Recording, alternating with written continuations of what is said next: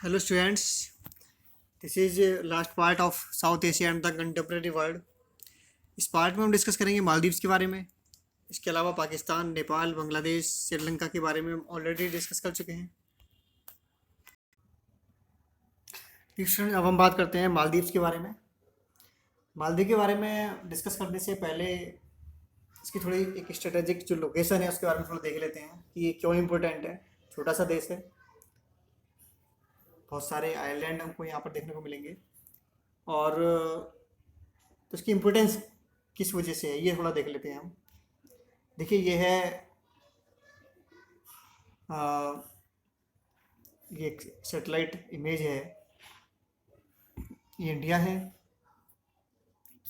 ये श्रीलंका और ये है मालदीव। ठीक है, ये सैटेलाइट इमेज है ये। तो यहाँ पर हम देखेंगे कि बहुत सारे आइलैंड हैं ये और यहाँ पर जो है करीब अब तक 1192 कोरल आइलैंड गिने जा चुके हैं और यहाँ की आबादी भी काफ़ी कम है। करीब 4,30,000 के अप्रॉक्सीमेटली यहाँ की पॉपुलेशन है और इसकी कैपिटल है मालदीव। और देखिए मालदीव का जो नॉर्थ में हम देखते हैं, यहाँ नॉर्थ में इंडिया है और इधर साउथ वाले पार्ट की तरफ जब हम जाते हैं, ये मालदीव जब हम साउथ की तरफ जाते हैं तो इधर यूनाइटेड स्टेट्स का नेवल बेस यहाँ हमको देखने को मिलता है। ये ठीक है, तो ये काफ़ी इम्पोर्टेंट है, काफ़ी इम्पोर्टेंट लोकेशन पर है मालदीव। इस तरीके से तो इस वजह से समझा जा सकता है कि मालदीव के ऊपर इतना फोकस क्यों रहता है, क्योंकि यहाँ पर जब इलेक्शन हुए थे तब भी काफ़ी जो है इसका ये फोकस में रहा था। यूएस के लिए, ब्रिटिशर्स के लिए काफ़ी ये इम्पोर्टेंट एक जो है प्लेस पर है। देखिए इसके अलावा जब हम वेस्ट की तरफ जाते हैं, वेस्ट एशिया की तरफ जाते हैं माल इधर, तो इधर सऊदी अरब है, इराक है, ईरान है। तो यहाँ से बहुत सी कंट्रियाँ अपना ऑयल इंपोर्ट करती हैं और कार्गो जो गुजरेगा वो इसी रास्ते से होकर गुजरेगा। तो इस तरीके से जो मालदीव है ये बहुत ही एक इम्पोर्टेंट स्ट्रेटेजिक लोकेशन पर है मालदीव, जो कि इकोनॉमिकली और डिफेंस के पर्सपेक्टिव से के हिसाब से बहुत ही इम्पोर्टेंट है। और देखिए करीब 2000 साल पहले यहाँ पर लोग जो है वो भारत से आए, श्रीलंका से, अरब कंट्रीज से आकर यहाँ पर बसे। ठीक है, और 1153 में यहाँ पर हुआ क्या कि इस्लाम में जो है लोग जो है और जो रिलीजन के थे उनको इस्लाम में जो है कन्वर्ट किया गया। तो इस तरीके से आज की डेट में जो मालदीव है ये एक मॉडर्न कंट्री है। ठीक है, आगे पॉलिटिकल क्राइसिस के बारे में बात कर लेते हैं। 2015 में यहाँ पर कुछ पॉलिटिकल क्राइसिस हुआ। जो यहाँ के प्रेसिडेंट थे यामीन, वो काफ़ी डोमिनेंट हो गए थे। तो थोड़ा डिस्कस कर लेते हैं, थोड़ा बैकग्राउंड देख लेते हैं। 2013 में जब यमीन ने सत्ता संभाली तो भारत ऐसे पहले देशों में से था जब यामीन ने भारत की विजिट की। तो उस टाइम पर ये लग रहा था कि सब कुछ बहुत अच्छा है मालदीव और इंडिया के रिलेशन में, लेकिन साथ ही यमीन के मन में ये चल रहा था कि वो भारत की जगह अब चीन से अपने रिश्ते जो है डेवलप करेंगे और उसके बाद उन्होंने ऐसा किया। जबकि भारत जो है मालदीव का एक लंबे समय से जो है काफ़ी सहयोगी रहा है, इन दोनों के रिलेशन बहुत अच्छे रहे हैं और 2014 तक भी रिलेशन ज़्यादा ख़राब नहीं थे। और मोदी जी ने 2014 में सभी सार्क नेशंस के जो लीडर्स हैं सभी को इनवाइट किया था, राष्ट्राध्यक्ष हैं सभी देशों के, और यामीन भी जो है उस जो मोदी जी का जो प्रोग्राम था उसमें आए थे शपथ ग्रहण समारोह में। लेकिन सडनली 2015 में लगा कि इंडिया और मालदीव्स के बीच जो रिलेशन है उनमें कुछ प्रॉब्लम है। 2015 में मोदी जी ने इंडियन ओशियन रीजन्स के जो आइलैंड हैं उनका दौरा किया, जिसमें उनको श्रीलंका, सेशल्स, मॉरिशस और जाना था। इसके अलावा मालदीव भी जाना था, मालदीव में भी जो है विजिट करनी थी। लेकिन मालदीव की विजिट जो थी वो एंड मौके पर जो है कैंसिल की गई। इसकी वजह थी यामीन ने मालदीव के जो अपोजिशन है, ठीक है, जो अपोजिशन पार्टी के जो लीडर्स थे उनका क्रैकडाउन करना शुरू कर दिया था। जो अपोजिशन के जो एमपी थे उनको जेल भेजना उन्होंने शुरू कर दिया था, ठीक है। तो इस तरीके से और पावर जो है पूरी तरीके से अपने हाथ में कैप्चर कर ली थी, और पुलिस आर्मी को एज ए टूल्स उन्होंने इस्तेमाल करना शुरू कर दिया था। तो ये सब इंडिया के लिए एक्सेप्टेबल नहीं था, तो इस वजह से मोदी जी को अपनी जो विजिट थी वो कैंसिल करनी पड़ी थी। देखिए, यामीन ने जैसे ही पावर में आए तो उन्होंने सबसे पहले चाइना का जो मेरीटाइम सिल्क रूट है प्रोजेक्ट है उस पर साइन किए। इस रूट का भारत लगातार विरोधी रहा है, इसके बावजूद भी इन्होंने साइन किया उस प्रोजेक्ट पर, जबकि मालदीव से रिलेशन इंडिया के काफ़ी अच्छे रहे हैं। तो ये इंडिया के लिए एक संकेत था कि मालदीव की जो पॉलिसी थी इंडिया को लेकर, जो काफ़ी पॉजिटिव थी, तो वो पॉलिसी है वो चेंज हो चुकी है। इसके अलावा मालदीव ने फ्री ट्रेड भी साइन किया चाइना के साथ। हालांकि उन्होंने बाद में, यामीन ने अपने फॉरेन मिनिस्टर मोहम्मद आसिफ को जो है नई दिल्ली भेजा था, ताकि जो रिलेशन है उन्हें फिर से जो पॉजिटिव में लाया जा सके। लेकिन इसके साथ साथ उन्होंने चाइना के लिए जो पॉलिसी थी वो अपनी जारी रखी है। ये हम देख सकते हैं जो रूट है जिसका इंडिया ने हमेशा अपोज किया है, ये स्ट्रिंग ऑफ पेल्स, मोतियों की माला, इस तरीके से वो अपना एक रूट जो है डेवलप कर रहा है पूरा। ये हम देख सकते हैं इस तरीके से। मालदीव से भी होकर जाता है, मालदीव ने इसको साइन किया है, मालदीव भी उसका एक पोर्ट है, ये पूरे में फैला हुआ है। ये इधर ईस्ट एशिया से लेकर वेस्ट एशिया और पूरा यूरोप तक जा रहा है। तो चाइना अपना पूरा इस तरीके से रूट बना रहा है। तो इस तरीके से इंडिया और मालदीव के रिलेशन में ये चेंज आता है यामीन के टाइम में। देखिए, जो यामीन थे ये 6th प्रेसिडेंट बनते हैं मालदीव के। इनकी पॉलिटिकल पार्टी जो थी वो थी प्रोग्रेसिव पार्टी ऑफ मालदीव, इनकी पार्टी का नाम था। और ये पावर में आते ही जो अपोजिशन था उसके ऊपर बहुत सारे जो चार्जेस लगा देते हैं, उनके ऊपर टेररिज्म के, करप्शन के, उनको सप्रेस करना शुरू कर देते हैं। तो इस तरीके से ऑलमोस्ट एक डिक्टेटर के रूप में सामने आते हैं, और जो अपोजिशन था उनके लीडर्स को जेल में डाल देते हैं। और इसके साथ साथ इन्होंने जो इंडिया के साथ जो पुराने वाले जो रिलेशन थे, जो काफ़ी हेल्दी जो रिलेशन थे, उनको भी पूरी तरीके से इग्नोर कर देते हैं, और पूरे तरीके से प्रो चाइना के रूप में उभर कर सामने आते हैं, चाइना से रिलेशन ज़्यादा डेवलप करने लग जाते हैं। इसके बाद जो मालदीव की जो एम्बेसी थी, जब इन्होंने अपोजिशन को जो इन्होंने सप्रेस करना शुरू किया था, तो इसके अगेंस्ट में भी जो इंटरनेशनली जो और जो कंट्रियां हैं वो भी सामने आ जाती हैं, यूएस, इंडिया, श्रीलंका। इन्होंने कहना शुरू कर दिया कि यमीन जो क्रैकडाउन कर रहे हैं अपोजिशन का, डेमोक्रेसी के लिए अच्छा नहीं है ये। और इसके अलावा सुप्रीम कोर्ट ने भी ऑर्डर दिया कि यमीन ने जो एक्स प्रेसिडेंट जो थे वहाँ पर मोहम्मद नशीद प्रो इंडिया रहे थे, इंडिया के फेवर में थे ये, उनको रिहा करने का उन्होंने सुप्रीम कोर्ट ने ऑर्डर दिया, मालदीव के सुप्रीम कोर्ट ने, कि इन पर जो आतंकवाद, भ्रष्टाचार के जो चार्जेस लगाए हैं, और इनकी पार्टी के जो 8 लीडर्स जो थे उनको भी इन्होंने जो जेल में डाल दिया था, ठीक है। तो ये सब पूरी तरीके से खिलाफ है, ये मालदीव के कॉन्स्टिट्यूशन के खिलाफ है ये, ऐसा सुप्रीम कोर्ट ने कहा, और इंटरनेशनल लॉ के भी खिलाफ है। और इसके अलावा यमीन ने जो 12 जो मेंबर थे जो जो पहले यमीन की ही पार्टी में थे, उन्होंने यमीन की पार्टी को छोड़कर नसीद की पार्टी में चले गए थे। तो यमीन ने उनकी भी मेंबरशिप ख़त्म कर दी थी।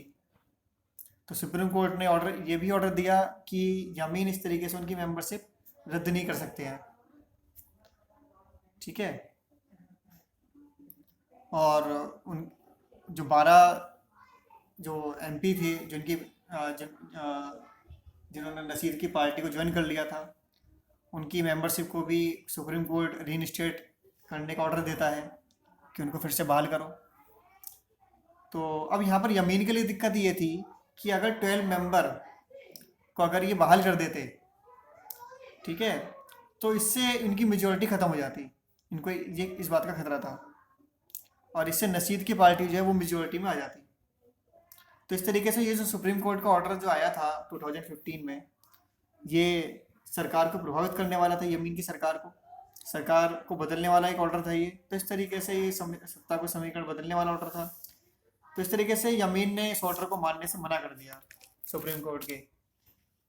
और उन्होंने फिर इसके बाद मालदीव में जो वहाँ की आर्मी थी उसने पार्लियामेंट को घेर लिया। लोग जो है प्रोटेस्ट के लिए उतर आते हैं, सड़कों पर उतर आते हैं। तो इस तरीके से वहाँ पर ये पॉलिटिकल क्राइसिस बन जाता है काफ़ी। देखिए, प्रॉब्लम ये बनी थी कि 2008 का जो इलेक्शन था उसमें वो नसीद ने जीता था, लेकिन उनको रिजाइन करना पड़ा था 2012 में, क्योंकि एक क्रिमिनल कोर्ट के जज थे अब्दुल्ला मोहम्मद, उनकी जो प्रेसिडेंट थे नसीर, उनसे कुछ विवाद हो गया था और प्रेसिडेंट ने ऑर्डर दे दिया कि इस जज को हटाया जाए। तो इससे काफ़ी क्राइसिस हो गया था। और यमीन की जो पार्टी थी उसने काफ़ी विरोध किया था नसीद का कि नसीद ने ये जो जज को हटाने का ऑर्डर दिया है ये ठीक नहीं है। और इस तरीके से इनके खिलाफ, नसीद के खिलाफ एक हवा बना दी गई कि नसीद जो है करप्ट हैं, टेररिस्ट का साथ देते हैं और भारत को मालदीव की ज़मीन बेच रहे हैं। इस तरीके के आरोप लगाने शुरू कर दिए। तो एक हवा बन गई थी नसीद के खिलाफ। तो नसीद की पार्टी जो थी वो 2013 में चुनाव हार गई, और यमीन की जो पार्टी थी वो पावर में आ जाती है, वो जीत जाती है चुनाव। तो और यमीन की पार्टी जैसे ही पावर में आती है वो अपोजिशन को, जो नसीद थे या उनकी पार्टी के जो लोग थे, उनको जेल में डालना शुरू कर देती है।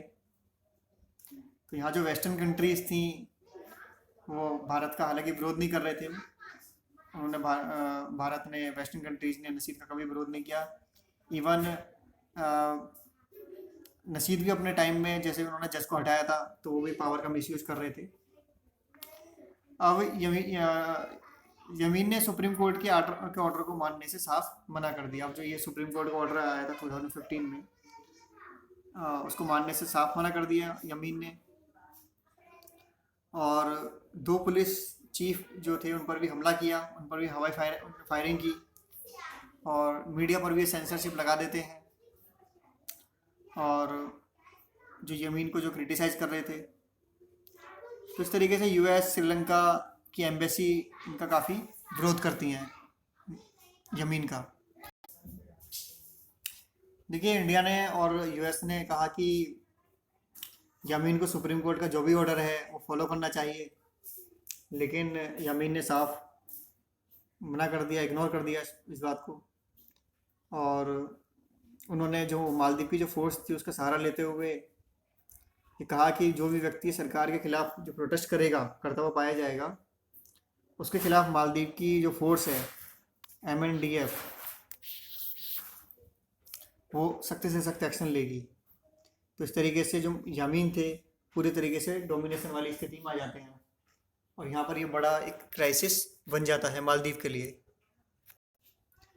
देखिए, इंडिया और मालदीव के जो रिलेशन है काफ़ी हेल्दी रहे हैं, काफ़ी सपोर्ट किया है इंडिया ने मालदीव को हमेशा ही। मालदीव के साथ भारत ने 1981 में एक ट्रेड एग्रीमेंट साइन किया था।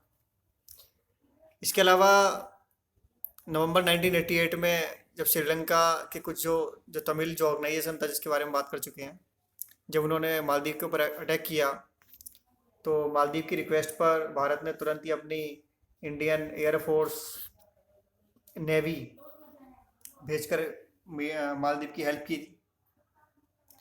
इसके अलावा भारत हमेशा ही इकोनॉमिकली मामलों में डेवलपमेंट के लिए, टूरिज़्म के लिए, फिशरीज़ के लिए, इन सभी फील्डों में जो है मालदीव की हेल्प शुरू से ही करता रहा है।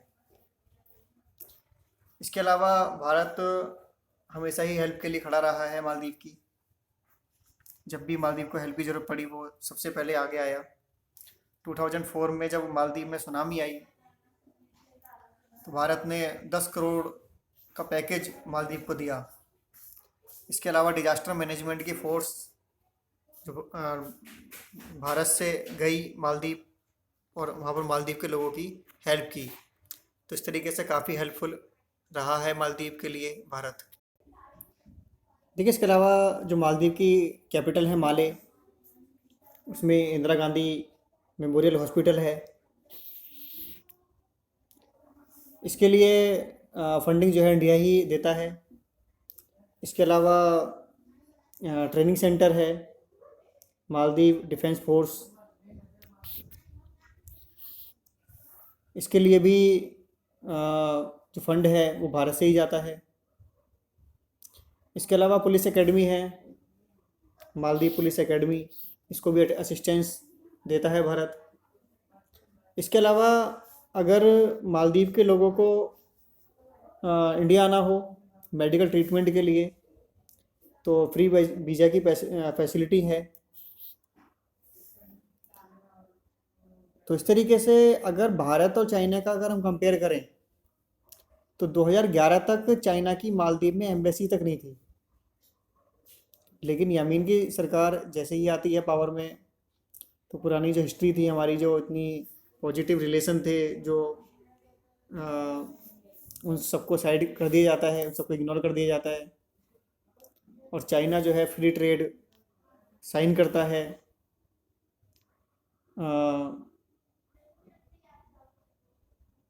मालदीव जो है चाइना के साथ में। और इसके अलावा अन्य कंट्रियां जिनके साथ में मालदीव फ्री ट्रेड करना चाहता है उसमें भारत का नाम तक नहीं लिया। तो इससे ये एक भारत के लिए बड़ा चिंता का विषय है कि भारत जिस तरीके से मालदीव को सपोर्ट करता रहा है हमेशा से, अब एकदम से रिलेशन बदल जाना, तो इस तरीके से भारत के लिए जो चाइना का और यूएस का जो इंडियन ओशियन में जो इंटरफेरेंस है, ठीक है, जो साउथ एशिया की जब हम बात कर रहे हैं, साउथ एशिया की कंट्रीज़ की आपस में बात कर रहे हैं, तो चाइना का इसमें इस तरीके से इंटरफेरेंस काफ़ी बढ़ता जा रहा है। यूएस का, ब्रिटिशर्स का हमेशा से इंडियन ओशियन में मिलिट्री इनकी यहाँ पर मिलिट्री बेस इनका रहा है। तो ये एक डोमिनेशन वाला रोल प्ले चाइना का अभी हमको देखने को मिल रहा है। बाकी अमेरिका का और ब्रिटेन का शुरुआत से ही इसमें यहाँ पर इंडियन ओशियन में डोमिनेशन देखने को मिल रहा है। तो जो साउथ एशिया की जो कंट्रीज़ हैं, अब जैसे कि पाकिस्तान के साथ में अमेरिका हमेशा ही सपोर्ट करता रहा पाकिस्तान को, तो ये भारत के लिए काफ़ी टेंशन वाली बात है कि जो हमारे जो पड़ोसी देश हैं, छोटे देश हैं, भारत की पॉलिसी हमेशा से पॉजिटिव वाली रही है। डोमिनेशन जो कभी नहीं रहा। लेकिन चाइना और अमेरिका जैसे देश इन कंट्रीज़ पर अपने बेनिफिट्स के लिए, अपने इम्पीरियलिज्म के लिए, अपने कॉलोनीज को बढ़ावा देने के लिए यहाँ पर इन कंट्रीज़ में इंटरफेरेंस करते रहे हैं। तो ये एक बड़ी टेंशन वाली बात है ये साउथ एशिया कंट्रीज़ के लिए। तो इस चैप्टर में इतना ही। जल्द मिलते हैं एक नई वीडियो के साथ। Thanks for watching, bye bye.